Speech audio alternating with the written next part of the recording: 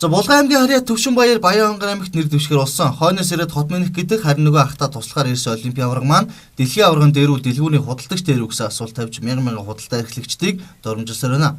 Үйлдвэрийн ажлын байр хомс байгаа энэ цаг үед иргэдийн дийлэх нь худалдаа 8 эрхлэгчийн энийг хэрэгцээг хангаж байгаа. Баруун бүсэл ангууд түрээслэгчид хонгор нутгийн төвд дэлгүүр ажиллаж байгаа. Хөх толгой жижиг хүнс дэлгүүр ажиллаж байгаа.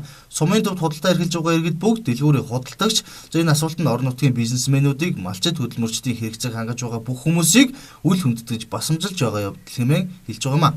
Улсын хурлын сонгуулийн 8 дугаар тойрогт нэр дэвшиж байгаа Магмүний бэлэгт нутгийн зөвлөлийн дэд дараагаар 19 жил ажиллахдаа нутаг орондоо 300 гаруй сая төгрөг зарцуулсан гэсэн тооцоо байдаг. Хүн болгоо нутаг орондоо ийм хэмжээний мөнгө зарцуулаад байж чадахгүй. За зарим нь энэ тоог чамлаж байдаг бололтой. Улсын төсвийн хөрөнгө оруулалтад хийсэн ажил хин нэг эмэгтэй хувьяасаа халааснасаа гаргаж хийх хоёр ажил том зөрүүтэй. За учир мэдэх хүмүүс улс төрд эхийн зөөлөн сэтгэл дутаж байна гэдэг хэлцдэг. Зөвхөн үндэсний хөрөнгө оруулагч бүтээн байгуулагчдын нэг бэлэгт ачлал авточ төслөөр дэлхийн өндөр хөгжилтэй орны стандартыг хангасан эмнэлэг барьж эхэлсэн. Хүн амын өвчлөл нас оролтын гол шалтгааны нэг болоод байгаа хавдар өвчнийг эрт онцлох, төгсөмжлөх орчныг бий болгохоор Японы тэргуун технологи, менежментийг их орондоо нутагшуулсаар ажиллаж эхэлж 300 ортой эмнэлгийн барилгын зохицол барих ажил 80% явж байна. Монгол банкнаас гаргасан судалгаагаар монголчууд жилд хамгийн багадаа 58 сая долларыг гадаадд жимшлүүлэхэд зарцуулж байна гэсэн тооцоо гарсан.